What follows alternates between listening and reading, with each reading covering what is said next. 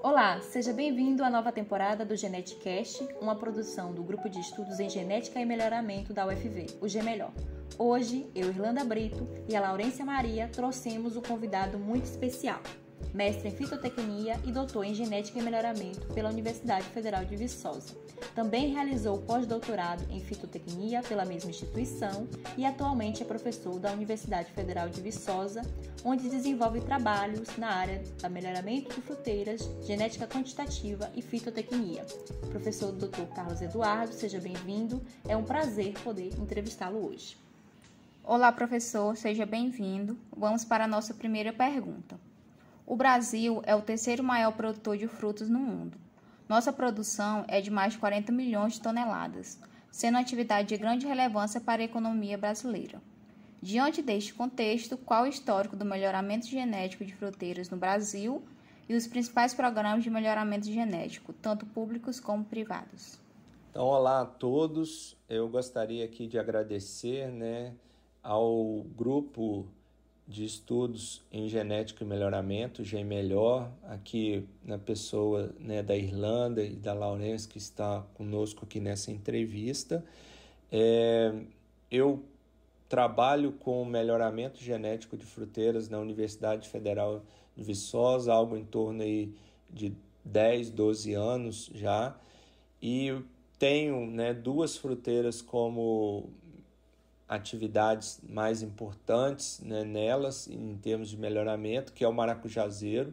Então, só para a gente entender, o maracujazeiro é uma planta alógama, que você tem alta incompatibilidade, então é um desafio aí aos melhoristas, principalmente quando se busca linhagens endogâmicas para obtenção de híbridos, tá? E por outro lado, eu tenho trabalhado com uma outra espécie, que é o pessegueiro, que é uma planta autógama, perene, então tem um ciclo de seleção ali nas fases iniciais mais longo devido ao período juvenil, então isso faz com que a gente tenha que ter bastantes critérios de seleção para não ter extensas progênies sendo avaliados, muitos genótipos e tudo.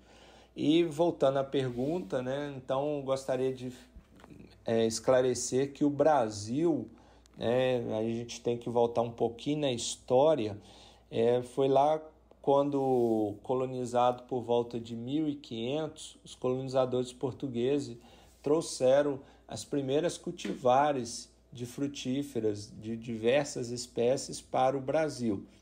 E uma coisa que chamou a atenção naquele momento é que aquelas espécies elas não se adaptavam ao clima brasileiro. Isso já era esperado de certa forma, mas não tinha conhecimento suficiente naquele momento para então esclarecer.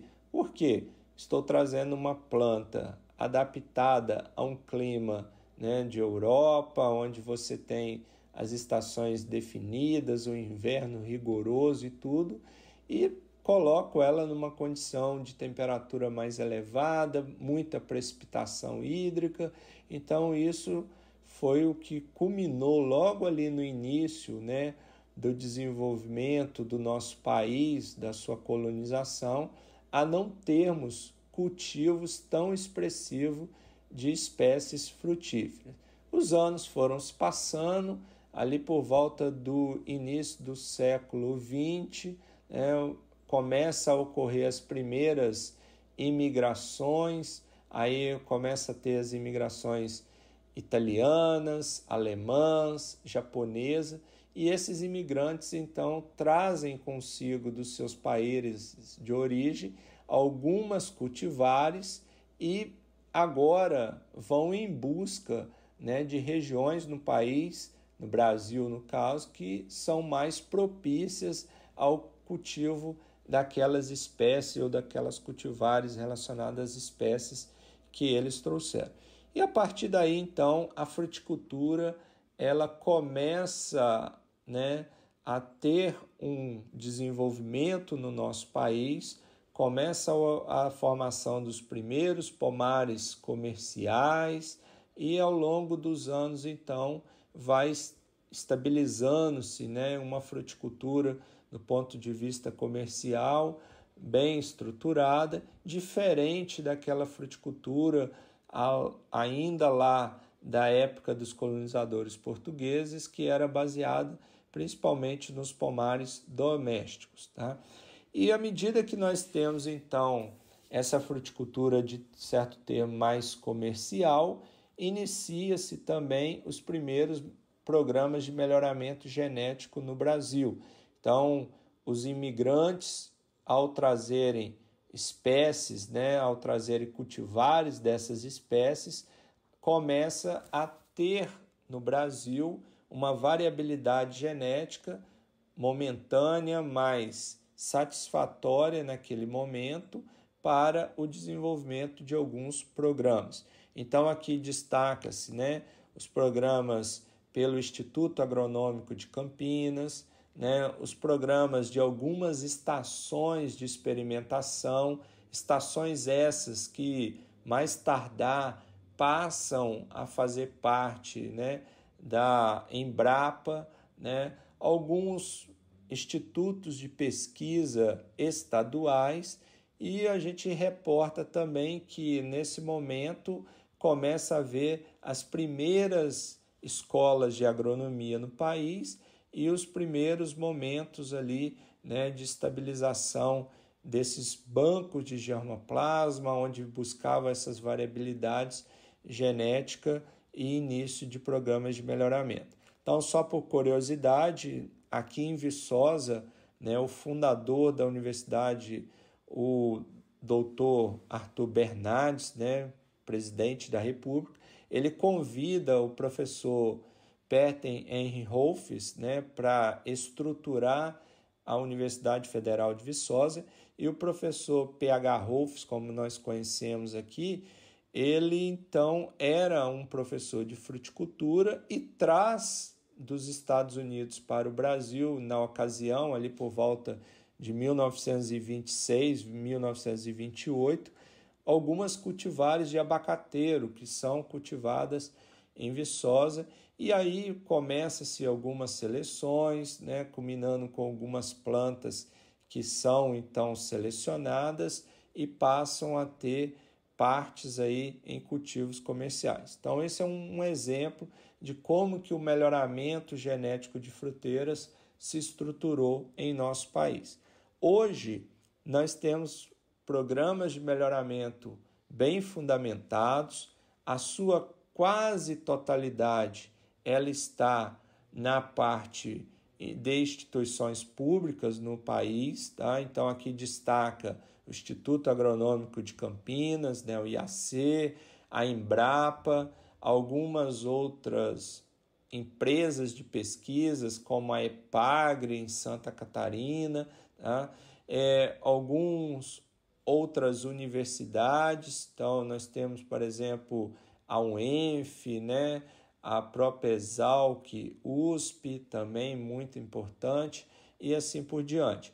Mas uma minoria de programas são já do setor privado, e diferentemente do que nós temos nas culturas anuais, que são empresas vinculadas à produção de semente, né, dessas novas cultivares e tudo, na fruticultura, esse programa de melhoramento genético privado, ele hoje está estruturado nos viveiros. Então, tem viveiros hoje que geralmente já fazem introdução de cultivares no país, ou têm seus programas próprios de desenvolvimento de cultivares, mas ainda é muito pouco em termos de proporção em relação principalmente ainda ao setor público. A propagação assexuada de fruteiras é um método muito utilizado e é aplicado principalmente em estações de pesquisa para conservar a riqueza do pool genético. Portanto, quais fatores influenciam a preferência pela propagação assexuada e quais peculiaridades nas espécies de frutíferas desafiam os programas de melhoramento genético? Quando nós trabalhamos, né, em busca de desenvolvimento de novas variedades ou cultivares, né, uma questão que está envolvida é o quantitativo de material genético, no caso aqui a gente, né, chama o pool genético, que nós temos à nossa disposição. Então, nós conhecemos muito esse pool genético como o banco de germoplasma. É aquela coleção de cultivares, onde o melhorista vai ter acesso a cultivares que têm uma certa especificidade para uma determinada característica ou para um grupo de características, e a partir disso a gente vai então proceder os cruzamentos em busca de desenvolver as novas cultivares.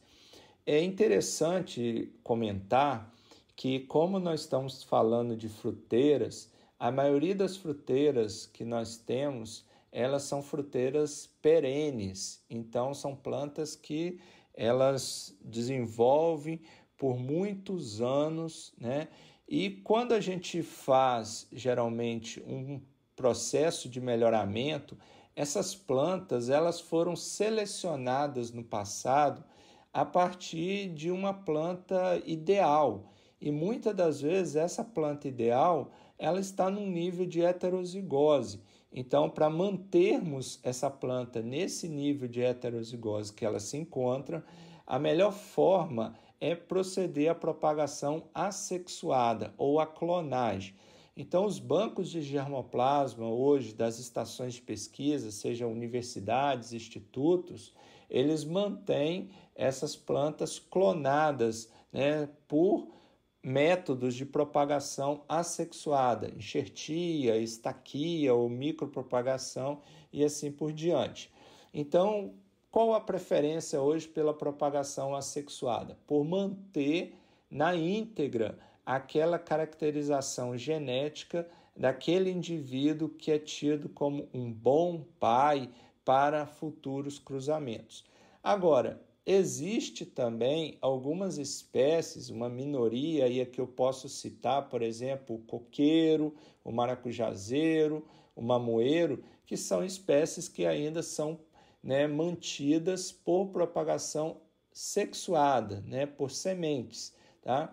E muito desses casos, essas espécies, né, geralmente há um nível de cruzamento lá no banco de germoplasma que eu geralmente não vou conseguir resgatar aquele indivíduo que eu tinha como ideal na sua totalidade. Então, ocorre, né, algumas segregações genéticas. Então, quando a gente fala nessas espécies, o que se busca é trabalhar geralmente uma população. Em vez de trabalhar indivíduo, né, agora eu quero trabalhar vários indivíduos nessa população. Qual que é a peculiaridade, né, nas espécies hoje que nós temos que desafiam, né, os programas de melhoramento em termos relacionados à propagação assexuada? Os programas geralmente são programas públicos, como eu comentei com vocês, e muitas das vezes a gente hoje está buscando receber principalmente royalties, né, no desenvolvimento de cultivares para manter os programas.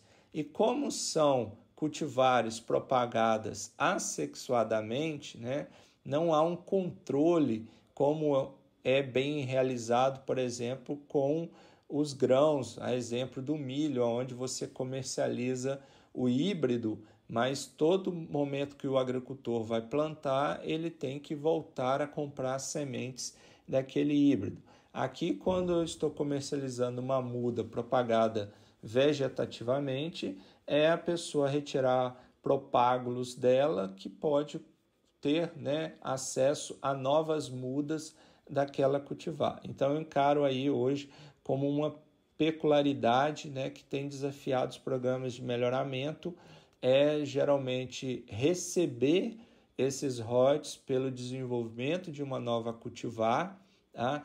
E que esse recurso, né, possa ser aproveitado aí cada vez mais no melhoramento, no programa de melhoramento e assim por diante.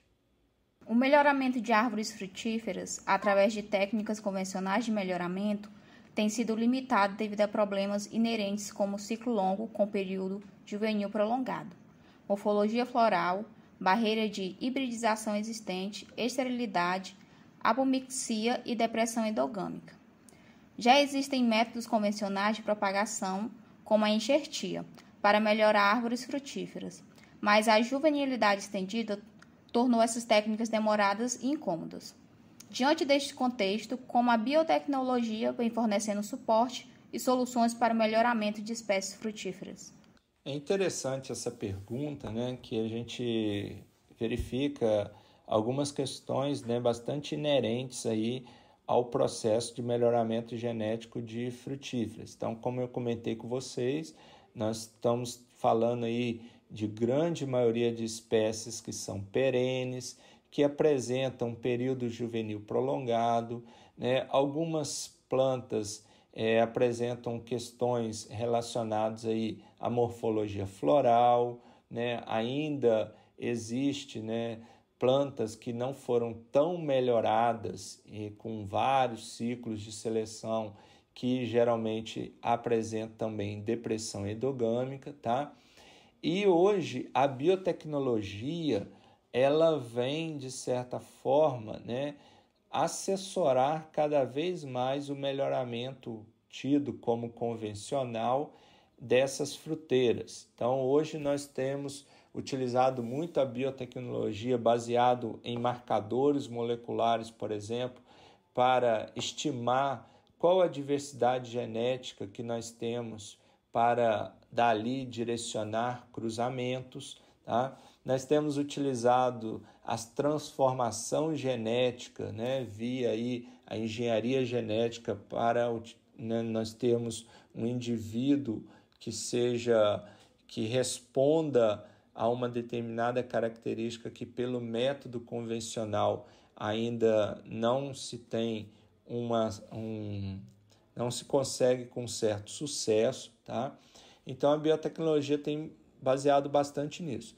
Um ponto fundamental de hoje da biotecnologia, principalmente tratando de marcadores moleculares, né, e que eu vejo que vai ser aí o sucesso, né, dos programas de melhoramento de fruteiras no futuro, é a seleção assistida por marcadores, tá? Então, se cada dia mais a gente descobrir novas marcas e o que essas marcas estão relacionadas a determinadas características na frutífera, nós vamos conseguir já nas fases iniciais de um programa de melhoramento, tá, estimar e até mesmo identificar de indivíduos que expressam, né, aquelas marcas que nós temos interesse. Então, vamos dar um exemplo. Uma determinada marca está relacionada à coloração da epiderme do fruto, um fruto de coloração de epiderme mais avermelhada. Então, se eu estou buscando, dentre vários indivíduos obtidos de cruzamento, ainda em processo de segregação, e eu passar essa marca e aí então conseguir identificar aqueles indivíduos que apresentam a marca, então está relacionado à coloração da epiderme, eu já tenho aí bastante, né, avanço científico, porque não vou precisar mais levar todos esses indivíduos para processos de avaliação futuro. Então, no meu ponto de vista, hoje nós temos que trabalhar cada vez mais para associar a biotecnologia ao melhoramento, né, buscando esse sucesso, principalmente agregando ela como uma ferramenta indispensável, visando ter aí resultados bastante promissores. No melhoramento convencional de árvores frutíferas, qual o enfoque dos programas de melhoramento para a obtenção de bons porta-enxertos? Geralmente quando nós falamos, né, em relação a algumas frutíferas, nós temos que relembrar que essas frutíferas elas são compostas, né, essa planta, no caso, que nós estamos tratando, de duas partes. a parte copa, uma cultivar desenvolvida para a produção de frutos, né, com qualidade que se deseja, e a parte radicular, né, onde nós denominamos de porta-enxerto, que tem as funções, né, de fazer toda a parte de aporte nutricional, aporte hídrico para a copa, né, em termos de produção aí também de bons frutos com qualidade e assim por diante. Então, hoje, o melhoramento ele está focado em desenvolvimento de cultivares copa e desenvolvimento de cultivares porta-enxerto. O que tem sido buscado mais nesses programas atualmente de porta-enxerto? A primeira característica é aquela que viabiliza ou não os cultivos, que é resistência a doenças ou, no caso, a patógenos de solo, né? Pragas ou doenças em si. Então, nós temos hoje bastante programas focando principalmente nessa questão de ter um porta-enxerto que seja resistente, que possibilite o cultivo daquela frutífera num ambiente que já há uma disseminação, uma certa contaminação por aquele patógeno. Outro ponto é que o manejo cultural dos pomares visa cada vez mais ter plantas compactas, aonde a gente tenha um bom manejo em termos, né, de podas principalmente. Então, os programas de melhoramento baseado em desenvolvimento de cultivares de porta-enxerto vêm buscando a cada dia trabalhar também com porta-enxertos ananizante, né? Plantas que vão interferir na copa para que reduza o seu desenvolvimento. Com isso, tenhamos uma cultivar copa mais compacta, que facilite o adensamento, que facilite os tratos culturais e outros detalhes mais. Tá? Do ponto de vista nutricional, nós estamos buscando também um porta-enxerto que seja responsivo hoje, né, à questão principalmente de fertilidade dos solos, que não demande também muitos nutrientes para ter uma boa fertilidade, para que ele consiga aí buscar essa fertilidade que o solo propicia e transferir, né, esses nutrientes a cultivar copa. E falando de Brasil, a maior parte ainda da fruticultura brasileira ela está sendo, né, cultivada em áreas que não há irrigação. Então, uma das propostas no desenvolvimento de uma cultivar de porta-enxerto é ter uma cultivar que tenha uma boa utilização de água, né? Com isso, seja uma cultivar que aprofunde bastante seu sistema radicular, vá buscar essa umidade nas camadas mais profundas e que nos momentos de déficit hídrico ela também tenha um bom comportamento, né? Assessorando a cultivar copa e não limitando aí a produtividade da cultivar copa. O melhoramento genético está intimamente relacionado com a variabilidade genética, que tem papel fundamental nos programas de cruzamento e seleção de genótipos melhorados. O Brasil é o centro de origem de algumas frutas tropicais, como o abacaxi, o caju, a goiaba e o maracujá, assim como algumas frutas nativas de clima subtropical. No entanto, para as frutíferas de clima temperado, como a cieira, a videira e o pessegueiro, espécies exóticas economicamente importantes, o Brasil detém a variabilidade genética necessária para os programas de melhoramento? Pensando hoje em nível de pesquisas, né, com melhoramento genético de espécies frutíferas, se a gente for fazer um apanhado, as espécies de clima temperado são aquelas que mais se destacam em termos de melhoramento genético. E aí você citou, Laurence, 3 espécies importantes, que é a macieira, a videira e o pessegueiro.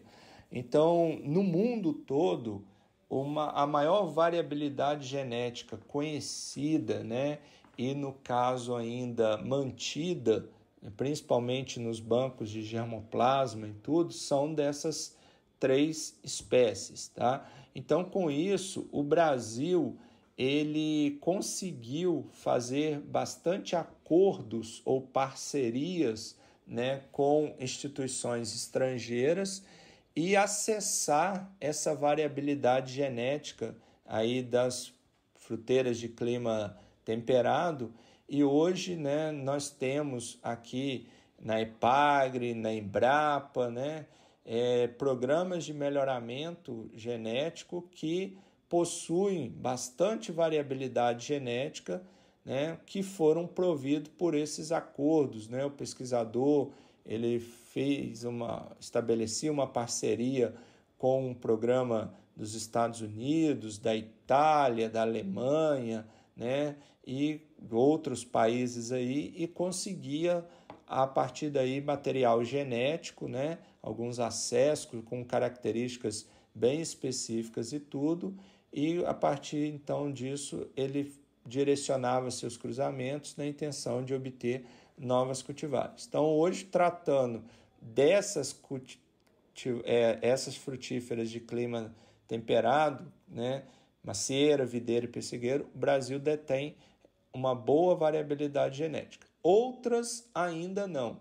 tá? Então, principalmente algumas subtropicais que têm chegado nas últimas décadas em termos de cultivo comercial. Então, a lixia é uma delas, né? A gente ainda não tem uma variabilidade genética tão grande e importante assim do ponto de vista de desenvolver um programa de melhoramento genético explorando bastante essa variabilidade, tá?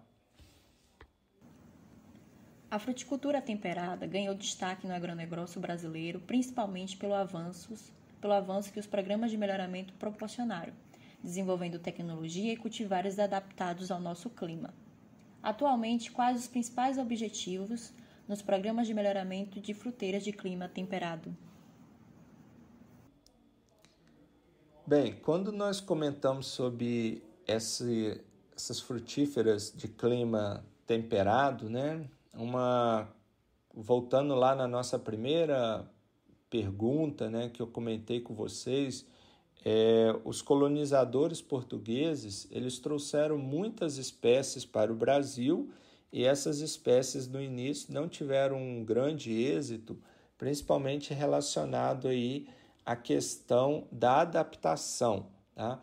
Então, uma frutífera de clima temperado, ela geralmente desenvolveu mecanismos, né, ligados à adaptação a condições de frio e invernos rigorosos, onde você tem temperaturas muito baixas, ocorrência de geadas, o que não é comum aqui no nosso país, né? A gente não ouve falar em temperaturas tão baixas como a gente ouve falar aí na Europa, nos Estados Unidos. Não ouvemos falar tanto em geadas drásticas como nesses outros locais do mundo, tá? Então, hoje, os principais objetivos que nós temos no melhoramento de fruteiras de clima temperado é a necessidade de frio dessa frutífera, tá? Então, cito aqui como exemplo o pessegueiro. Nós tínhamos aí plantas de pessegueiro que eles tinham necessidade de frio em torno de 300 horas, né? Quando aqui no Brasil a gente consegue em algumas localidades em torno de 90 a 120 horas. Então, os programas de melhoramento, eles focaram bastante nessa questão. A baixa necessidade de frio hibernal, né? Aquele frio que a planta passa um período no inverno para ele superar a dormência, né? E com isso florescer e brotar. Então, hoje buscamos cada dia mais abaixar essa necessidade de frio hibernal das plantas. Então, os programas de melhoramento, como eu disse, de pessegueiro, eles têm trabalhado hoje para que cada vez mais seja menor essa necessidade de frio das novas cultivares. Então, nós já temos cultivares aí com em torno de 90 horas de frio em exigência, né? Sendo cultivadas no sudeste brasileiro com uma boa produtividade. Esse é um ponto, então, principal. Outros objetivos, né, visam muito também a resistência a algumas doenças e, no caso de Brasil, nós temos muitas doenças dessas ocasionadas, por exemplo, por nematóides com ampla ocorrência nos nossos solos, que a gente busca cada vez mais aí ter cultivares, no caso, que sejam resistentes. De maneira geral, o mercado consumidor tem preferência por frutas sem sementes, pela facilidade de preparo e consumo. Na natureza, frutas sem sementes podem surgir naturalmente, sem a interferência humana, como em alguns cultivares de uva, mas podem surgir também pela manipulação humana, como no caso da banana e da melancia sem sementes. Nos dias atuais, quais são os avanços recentes na indução da poliploidia em espécies com eventos raros de partenocapia, a exemplo do mamoeiro e da macieira? Esta é uma pergunta bastante interessante, Laurence, do ponto de vista hoje que a população humana, né, o consumidor, ele passa a exigir algumas particularidades da fruta, né? Então, coloração da polpa, coloração da epiderme da fruta, e um dos mercados hoje que a gente vê bastante, né, avanços aí, essa questão de frutos com ausência de sementes, né? Então, tem frutos, como você mencionou, espécies que desenvolveu essa ausência de semente de maneira natural, outras foi pela manipulação genética, né? Então, caso, por exemplo, a bananeira, nós temos uma planta que na natureza ocorreu a formação de um triploide e que tem ausência de sementes, mas que os programas de melhoramento genético hoje vêm desenvolvendo cada vez mais ainda, né, esses poliploides na banana e com essa ausência de sementes. Passando para outras frutas, né, tem se buscado cada vez mais essa questão relacionada à ausência de semente, mas ainda existe algumas limitações, seja do ponto de vista mercadológico, seja do ponto de vista ainda inerente à espécie, tá? Então, só para você entender, mamoeiro hoje, o mercado consumidor, ele quer um mamão com bastante polpa, mas como o mamoeiro ele se desenvolve aí a partir, né, da fecundação do óvulo por um pólen, formando aquelas sementes, e aí dá então o desenvolvimento do ovário gerando esse fruto, o mercado que comercializa mamão, ele tem dado preferência hoje por mamões, aí no caso frutos, que tenha a cavidade interna totalmente preenchida por semente. Por quê? Isso faz com que esse mamão tenha uma certa resistência à questão de transporte e assim por diante. Então, um mamão sem semente, né, muitas das vezes não é bem visto pelo pessoal que trabalha na comercialização, porque aquela cavidade oca facilita mais a parte de amassamento devido à pressão de um fruto contra o outro e assim por diante. Já na macieira, um detalhe importante é em termos da fisiologia de desenvolvimento desse fruto. Então, a semente de maçã, ela é uma grande produtora de giberelina, e essa giberelina é que estimula, por exemplo, o desenvolvimento do fruto. Então, quando você nota no mercado uma maçã com uma certa depressão lateral, ou ali uma maçã que não é tão regular, né, que ela tem lados de proporções diferentes e tudo, pode ter certeza que aquela parte onde você tem um achatamento, uma proporção diferente, é uma parte onde um dos óvulos não foi fecundado. Tá? Então, no caso da macieira, a necessidade de polinização, de fecundação desses ovos para uma boa formação de fruto. Mas alguns pesquisadores têm empenhado cada vez mais em fazer, poliploidia a partir disso. Só que um detalhe da poliploidia é que muitas das vezes você está focando numa ausência de sementes, mas geralmente vai ter resultados aí, bastante diferentes, como coloração de folha ou formato do fruto e assim por diante, nem sempre aquele que você busca. Então a probabilidade é pequena. E por isso, alguns pesquisadores não têm trabalhado com tanta frequência em eventos desse tipo. Na região nordeste brasileira, observamos uma ascensão espacial da fruticultura, mais especificamente na região do semiárido baiano. Na sua opinião, quais fatores impulsionaram esse avanço e as perspectivas para o futuro? Bem, a região do semiárido, baiano, pernambucano, eles têm hoje crescido bastante em termos de produção de frutas. O próprio Ceará, Rio Grande do Norte também são estados aí produtores. Então, de maneira geral, o Nordeste brasileiro hoje é um grande produtor de frutas.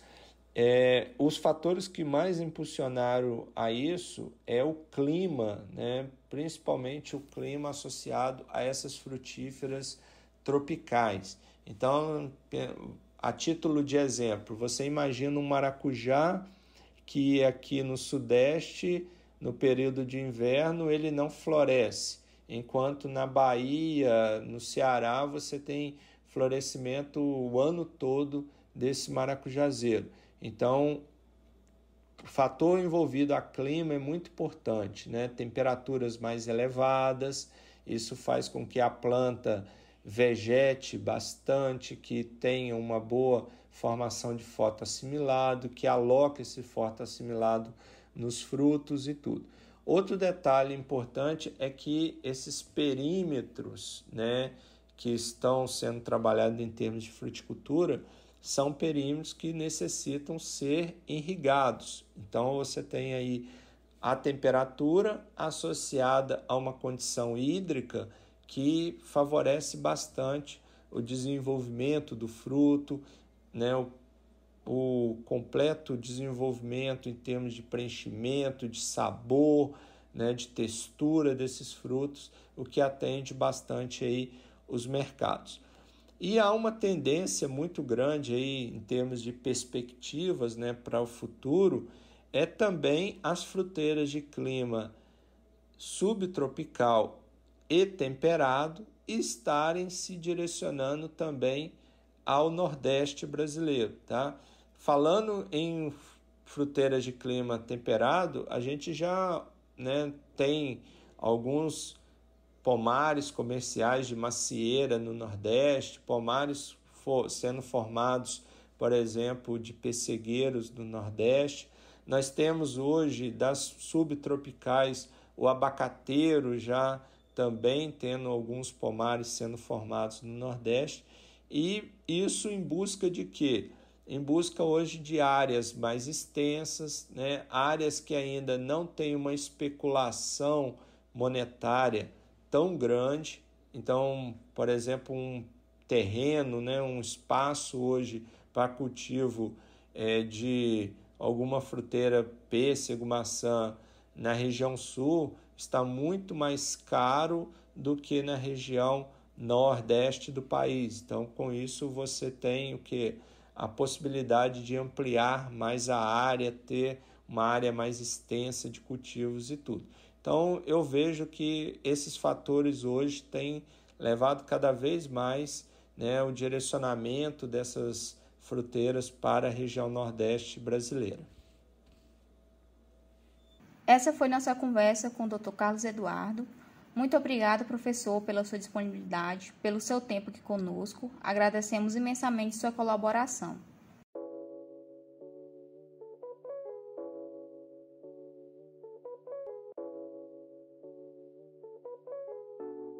E você, caro ouvinte, gostou? Não gostou? Acompanhe-nos em nossas redes sociais, Facebook, Instagram, LinkedIn e Twitter, além do nosso site www.gmelhor.com.br, para deixar seu comentário, crítica, sugestão e possíveis temas para trazermos em pauta. Em nossas redes sociais e no nosso site, você ainda pode saber mais sobre nossos eventos e sobre novos episódios do GenetiCast. Não deixe também de compartilhar e seguir este podcast no Spotify. Assim você ficará sabendo quando lançarmos episódio novo. Um grande abraço e até mais!